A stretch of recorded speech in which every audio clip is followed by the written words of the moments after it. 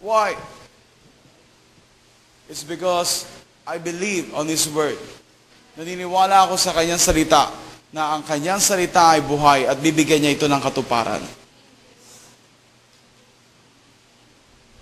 Depende na lang yun sa attitude ng puso natin, kung paano natin panghawakan ang bawat salita at pangako ng Diyos. Tama ba? Oh, you are not listening to me? We have one message here only, and that is the message of the Lord. Amen. That's why be here. Amen. That's why look at here. No? Ang pangarap mo ay iyong makakamtan. Ano ba ang pangarap mo? Most of the time, ang pangarap natin, no, ay malayo sa pangarap ng Diyos. Now, let me explain this word to you. Is that okay? No? Is that okay? Look at this.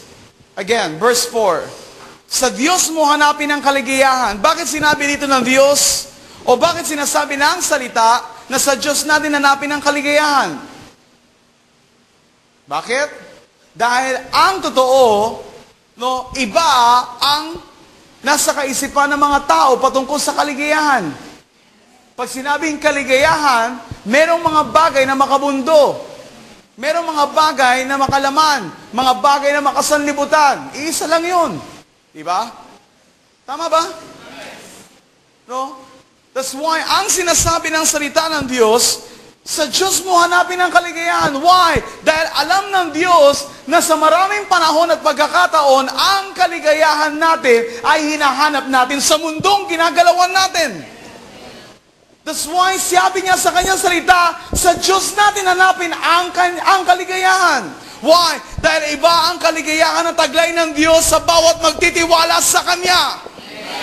Ulitin ko, iba ang kaligayahan na maaaring ibigay ng Diyos sa bawat isa, sa bawat mananampalataya na handang magtiwala sa Kanya.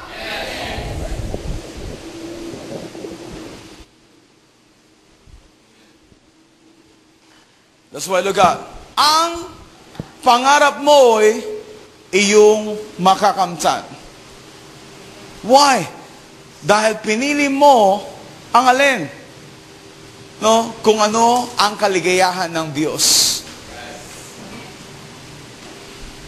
Amen. That's why huwag mong ikumpara ang pangarap mong personal sa pangarap ng Diyos para sa iyo. Dahil magkaibang bagay yon. Alam ko na nangangarap tayo that one day, God will bless us and God will multiply, no, first of all, our finances. Is that true?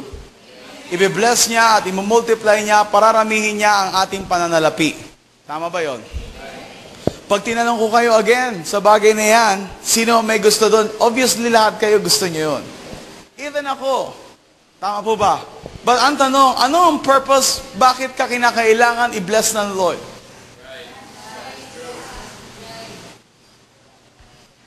Amen? Amen. Ano ang dahilan o layunin, bakit ka kailangan i-bless ng Lord? Kung minsan, sinasabi natin, so that I can give my tithes.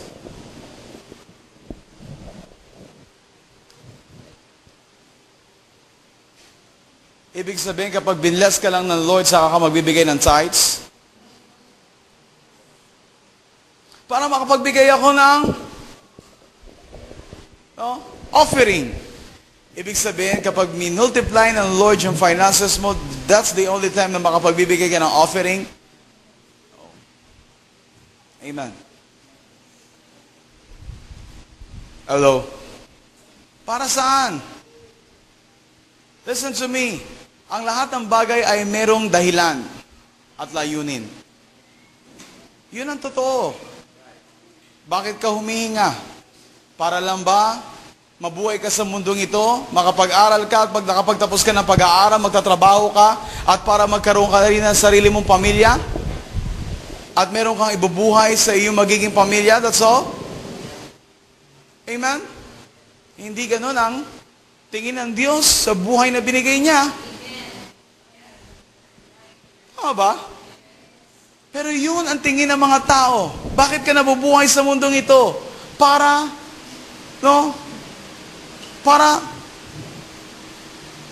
makapaghanap buhay ako. Para one day magkakaroon din ako ng pamilya, mabubuhay ko sila. Pero iba yung kaisipan ng Diyos. I remember, I think that is in the book of Malachi.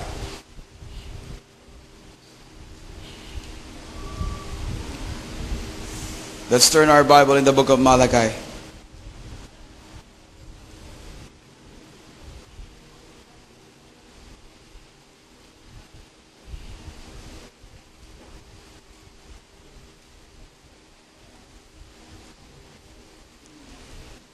Chapter 2.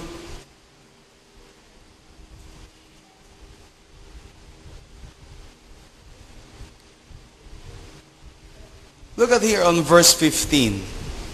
I remember this message. Doon sa kasal ni Dudong, Christy, ni Joy, and at the same time ni Loida. Are you there? Malachi chapter 2 verse 15. Di ba kayo pinag-isa ng Diyos sa katawan at spiritu? Ano ang layon niya o dahilan niya? Upang magkaroon kayo ng mga supling na tunay na mga anak ng Diyos. Everybody look at me. Can you imagine kung ano yung mithiin ng Diyos o desire ng kanyang puso? Bakit ang dalawa ginawang pinag-isa? Tama ba? Tama? Yun ay lalaki at babae na nagpakasal o pumasok saan? Sa tipanan. Amen. Ng kasalan. Is that true? Now, ano ang inaasahan ng Diyos? No? Sabi rito, if you remember this, no? Di ba kayo pinag-isa ng Diyos sa katawan at sa spiritu? Now, nakita mo na ang lalaki at babae na pumasok sa pagkakasal o pagpapakasal ay naging isa. Amen? At anong sumunod? Sabi rito, no? Ano ang layon niya o layunin niya? Ang sumunod, upang magkaroon kayo ng mga supling na tunay na mga anak ng Diyos. Ibig sabihin, kalooban ng Diyos sa mag-asawa na magkaroon sila ng anak at ang kanilang mga anak ay maging mga tunay na anak ng Diyos.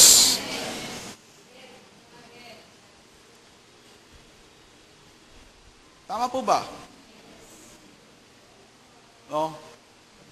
So, ibig sabihin, mga kapatid, sa usaping ito o sa bagay na ito, ang dapat na makita o mangyayari sa buhay ng mga pinag-isa ng Diyos, walang iba, kundi ang maging bunga ng ating katawan ay mailagay natin sa kanilang puso't isipan na isang araw, kayo ay dapat mamuhay at lumakad ayon saan? Sa kalooban ng Diyos, at kayo ay lumakad at mamuhay bilang mga anak ng Diyos. Is that true? Yes. Now let's go back. Okay? Let's go back. Why? I don't know kung bakit tayo kinailangan pumunta doon sa bagay na yon. Amen? But I believe, this is the Word of God sa buhay ng bawat isa. Amen? Are you with me? So, let's go back. Let's go back in the book of Romans. Excuse me. Where are we now? Kaya nga, in verse 16, ang pangako ay nababatay o nababase sa pananalig upang ito'y maging isang kaloob sa lahi ni Abraham. Hindi lamang sa mga sumusunod sa kautusan, kundi sa lahat ng pananalig sa Diyos. Tulad niya, yamang siya'y ang ama nating lahat. Now look at here on verse 20. Are you there? Verse 20, let's jump on verse 20. Sabi dyan, hindi siya nag-alinlangan sa pangako ng Diyos.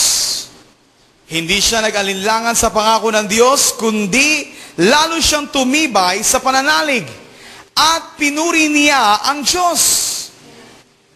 Now what is this? Ibig sabihin, isa sa katangian na taglay ni Abraham bilang lingkod ng Diyos, bilang umaasa sa pangako ng Diyos na matutupad sa kanyang buhay, ay hindi siya nawala ng pananalig sa Diyos.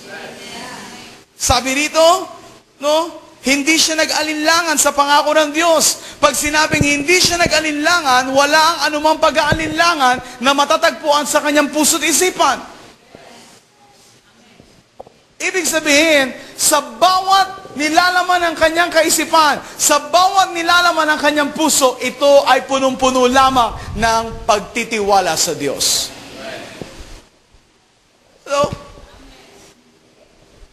the reason kung bakit, mahirap maniwala at manampalataya ang mga tao, it's because ayaw natin bitawan ang alin, ang ating pagdadalawang isip sa salita ng Diyos. Mas gusto natin panghawakan yung mga pagdududa. Why? Dahil ang totoo, maraming mga tao na ang nangako sa ating buhay, pero tayo ay humantong saan? Sa wala. But listen to me, this time, baguhin mo ang iyong kaisipan. At patuloy mong ipabago ang iyong kaisipan. Why? Dahil ang Diyos ay iba sa salita ng tao. Ang salita ng Diyos ay iba sa bawat salita ng tao. That's why kung meron ka man dapat, are you listening? Yes. That's why kung meron man tayong dapat na pangawakan sa ating buhay, sa ating kalagitnaan, walang iba kundi paniwalaan natin ang buong puso ang salita ng Diyos. Are you with me? Hallelujah. So look at here. In verse 21, lubos siyang nanalig na matutupad ng Diyos ang kanyang pangako. Do you know this word? Are you familiar about this word? So look at this. In verse 21, everybody look at your Bible. Verse 21. Lubos siyang nanalig na matutupad ng Diyos ang kanyang pangako. Listen to me, kung meron mang puhunan, si Abraham, walang iba, kundi yung kanyang lubos na pananalig at pagtitiwala sa Diyos. Wala nang iba. Amen? And look at, habang pinangahawakan ni Abraham ang salita ng Diyos, tinitignan ito ng Diyos sa kanyang buhay. Kung minsan ito ang problema natin mga tao. Kung minsan ito ang problema ng mga mananampalataya. Ngayon, tumanggap ka ng pangako ng Diyos, and then bukas makalawa, sa isang taon, ayaw mo na. Why? Dahil ang sabi mo, hindi ko kayang pangawakan ng pangako ng Diyos. Why? Dahil hindi ko alam kung mangyayari ito o hindi. Hello? But to be honest with you, we are blessed. We are so blessed. Why? Dahil ang nangako sa iyo ay hindi tao, subalit Diyos. Yun ang totoo. Hindi tao ang nangako sa iyo. Ang Diyos ang nangako sa iyo. Amen. That's why, kung meron ka man dapat na gawin, ngayon pa lang, ilagay mo ang buong lakas mo, ang buong puso mo sa iyong pananalig sa Diyos. If you think ang isang bagay na ito parang imposible, listen to me, walang imposible sa Diyos. Just believe.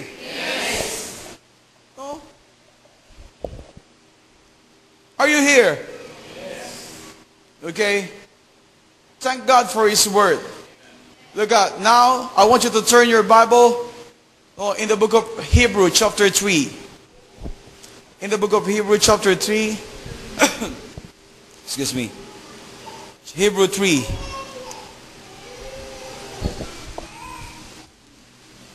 Are you ready? Verse 15 to 19. Hebrew 3, verse 15 to 19. Are you ready? Are you there? Hebrew, are you there? Hebrew? Hebrew? Hebrew? Okay. Hebrew chapter 3. Okay. Please check. Hebrew chapter 3. Okay, yung mga, alam ninyo, yung ginagawa ninyo, lumingin kayo sa tabi nyo, tignan niyo yung mga katabi nyo, baka hindi nila alam yung Hebrew. Okay? Yung book of Hebrew. Please help them. Okay? Please try to help them. Okay? Hindi tayo nagmamadali. Amen? Amen. You know what? We're still here in our introduction. Ayoko madaliin itong bagay nito. Why? It's because kung meron man akong isang bagay, you know what, na gusto, na, you know, namnamin, walang iba kundi yung salita ng Diyos. Amen. Hindi mo pwedeng gawing mabilisan ang lahat ng bagay. Just stay in the presence of God. I know it's hot, but wala tayong magagawa doon. Amen. Amen. But always remember, mas mainit sa impyerno. Amen. And that is a new revelation for you. Tama po ba? Tama po ba? Mas mainit doon sa impyerno. No? That's why, okay, no, sabi mo sa sarili mo, stay. No? Dito ka lang. Dito ka lang. No? Just listen to His word, okay? Receive it, no? With all your heart. Are you ready? Verse 15. Ito nga ang sinasabi sa kasulatan. Kapag narinig ninyo ngayon ang tinig ng Diyos, huwag maging matigas ang inyong ulo, gaya ng inyong ginawa na maghimagsik sa Diyos o kayo sa Diyos. Remember this passage? Remember this word? No? That's why I pray every time na maririnig natin ang salita at bawat pangako ng Diyos, you know, ang ating puso, ang ating kaisipan ay hindi magmamatigas sa Diyos. Subalit this time, siguraduhin mo, every time na maririnig mo ang salita ng Diyos, alam mo, you know what, kung paano mo ito unawain. Alam mo kung paano ito intindihin. Alam mo kung paano ito pilit na lakaran sa iyong buhay. Amen. Alam mo kung paano ka maghintay. Alam mo kung paano ka magtiis. Alam mo na sa lahat ng bagay, mayroong kalakip na pagsasakripisyo. Amen. Kung paano ang Panginoon Kristo ay nagsakripisyo 2,000 taon na nakararaan, you know what? I know na ito rin ang inaasahan ng Diyos sa bawat isa sa atin. Na ikaw at ako'y matutong magsakripisyo, matutong maghintay, matutong magtiis. Saan? Sa bawat salita niya. Why? It's because ang alam natin, ito ibibigay niya ng katuparan sa lalong madaling panahon. Do you believe on that? Yes. No? That's why look at here. Sabi dito, huwag maging matigas ang inyong ulo, gaya ng inyong ginawa na maghimagsik kayo sa Diyos. Look at here on verse 16. Sino ang naghimagsik sa Diyos? Bagamat narinig ang kanyang tinig, hindi ba ang lahat ng inilabas ni Moses sa Ehipto? Can you imagine? They experienced the presence of God sa kanilang buhay. Subalit, anong problema? You know what? Hinayaan nila na ang kanilang puso'y maghimagsik. Hindi maniwala saan sa pangako, sa salita ng Diyos. That's why this time, hindi na ito dapat pang maulit sa buhay ng bawat isa. Sa ating kalagitnaan, sa ating pamilya. That's why ang bawat pangako ng Diyos, listen to me, pag-aralan mo, ito ay ilagay mo sa iyong puso, pag-ingatan mo. Amen. Oh, huwag kang magmadali. Huwag mong madaliin ang lahat. Alam ng Diyos ang kanyang ginagawa. God is always in control. Are you with me? That's right. Huwag natin pangunahan ng Diyos. Huwag mo hayaan, you know, na ito yung manaig sa puso't isipan mo. Amen. Oh, are you with me? Look at here on verse 17. At kanino nagalit ang Diyos sa loob ng 40 taon? Kanino? Hindi ba sa mga nagkasala at namatay sa ilang? Can you imagine that? No? Look at here. Sabi rito, in verse 18, at sino ang tinutukoy niya ng kanyang isumpa. Hindi sila makapapasok at makapapahinga sa piling ko. Hindi ba ang mga suwail? Read your Bible. That's why, amuin mo yung sarili mo sa bagay na yan. I am very honest. If you think, no, na meron kang nasa-sense o naaamoy sa sarili mo, sa spirito mo, na pagiging suwail, begin to repent. I am very honest. Read the Bible. Look at. Sino ang tinutukoy niya ng kanyang isumpa? Sabi niya, hindi sila makapapasok at makapapahinga sa piling ko. Hindi ba ang mga suwail? Ibig sabihin, kung meron man sa Biblia na mga tao na hindi nakatanggap ng pangako ng Diyos, yung mga tao na suwail sa harapan ng Diyos. This is a fair warning to everyone. That's why, no, hindi magiging effective yung alin. Even my prayer, kung ikaw mismo meron kang problema na pagiging suwail sa harapan ng Diyos. Hindi ako suwail sa Diyos. Okay, saan ka suwail? Amen? Anumang bahid ng pagiging suwail, anuman mo yan tignan, o saan mo ang panig yan tignan, yan pa rin ay tatak ng pagiging suwail. Did you get this?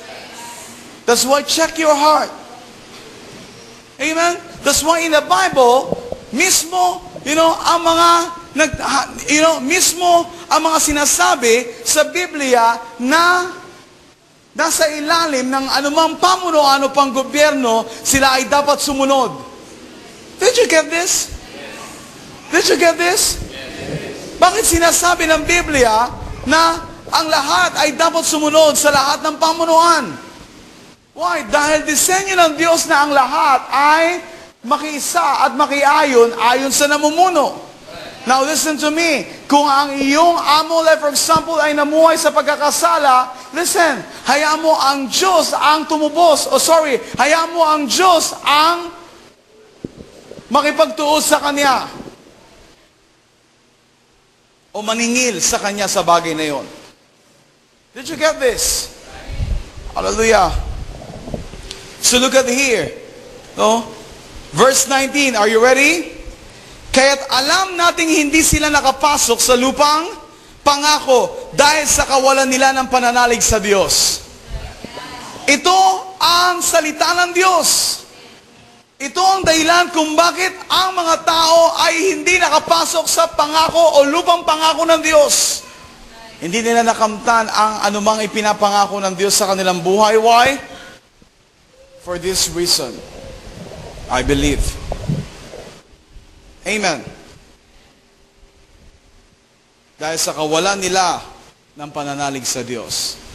So, ibig sabihin, posible pala na hindi magkaroon ng katuparan ang bawat pangako na pinanghahawakan mo ngayon. Are you sure? Anong sagot mo? Yes or no? Posible or hindi? Posible. Kung ang puso natin ay nanatiling suwail sa harapan ng Diyos. Kawalan ng pananalig, kawalan ng pananampalataya sa harapan ng Diyos. Did you get this point? Now, I want you to turn your Bible.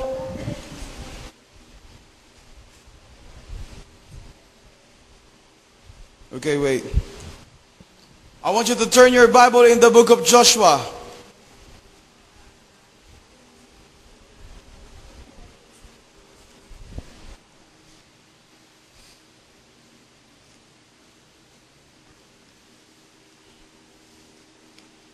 In the book of Joshua. Are you ready to receive His promise? Are you sure about this? So you receive the fair warning from Him. Amen? That's why you have to check your heart now. Hindi bukas, hindi sa makalawa, hindi next year, hindi next month, hindi sa susunod na linggo. Now. Amen. We need to check our heart. Now, I said. Amen? Amen. I believe, no, God is moving on this place. I know, no, ang Diyos ay patuloy na nangungusap at nagsasalita sa puso ng bawat isa. That's why I pray na patuloy natin buksan ang ating puso sa Kanyang sinasabi. Why? It's because I know na merong mga dinidilang Diyos sa puso ng bawat isa sa atin. Amen. Ano ang dapat natin gawin? We need to respond immediately. Are you here? No, let's go in the book of Joshua 21.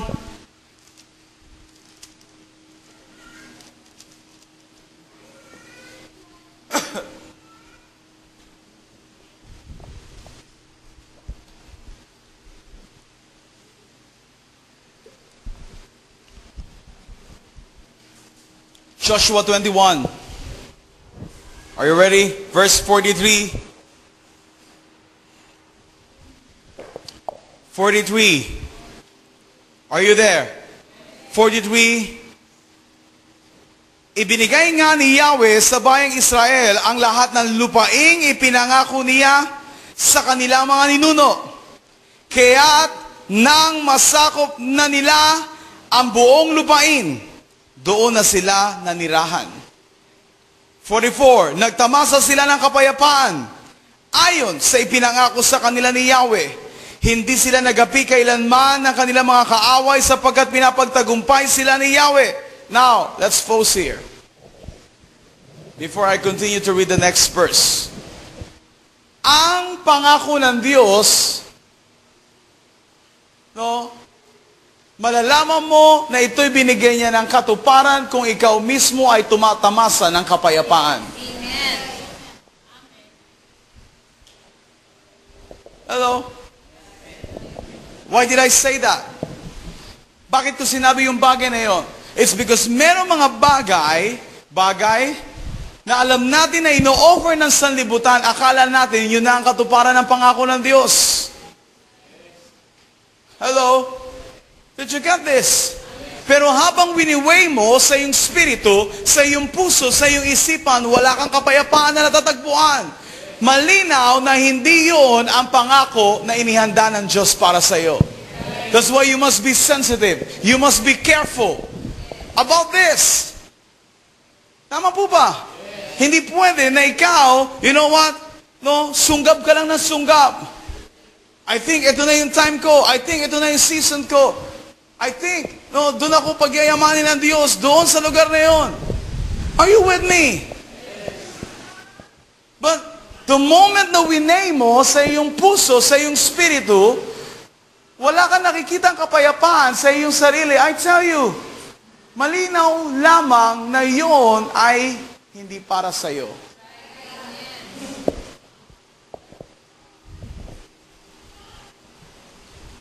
Look at here, verse 45. Tinupad ni Yahweh ang lahat ng pangako niya sa kanyang bayang Israel. Do you believe on this? Yes. Are you sure? Yes. Let's read this again, verse 45. Tinupad ni Yahweh ang lahat ng pangako. Tinupad ni Yahweh ang lahat ng pangako niya sa kanyang bayang Israel. What do you think about this word?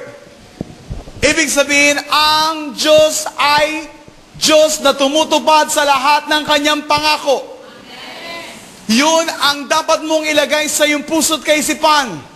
Are you with me? Tutuparin ng Diyos ang lahat ng kanyang salita, ang lahat ng kanyang pangako sa tamang panahon, sa tamang oras, sa tamang pagkakataon, sa buhay ng bawat isa. Alam ng Diyos kung kailan ito dapat bigyan ng katuparan sa buhay ng bawat isa, sa bawat pamilya, sa bawat individual. Why? Dahil siya ang nakakaalam ng lahat. Ano ang kailangan natin gawin? Matutunan natin pagkatiwalaan ang bawat pangako at salita ng Diyos sa buhay ng bawat isa sa atin. Why? It's because if you remember this word, sabi niya, tinupad ni Yahweh ang lahat. Meron ba siyang hindi tinupad? Talk to me. Meron ba siyang hindi tinupad? Sa bayan ng Israel, ilang milyon ang populasyon ng Israel. Pero ang sabi ng salita ng Diyos, tinupad ni Yahweh ang lahat ng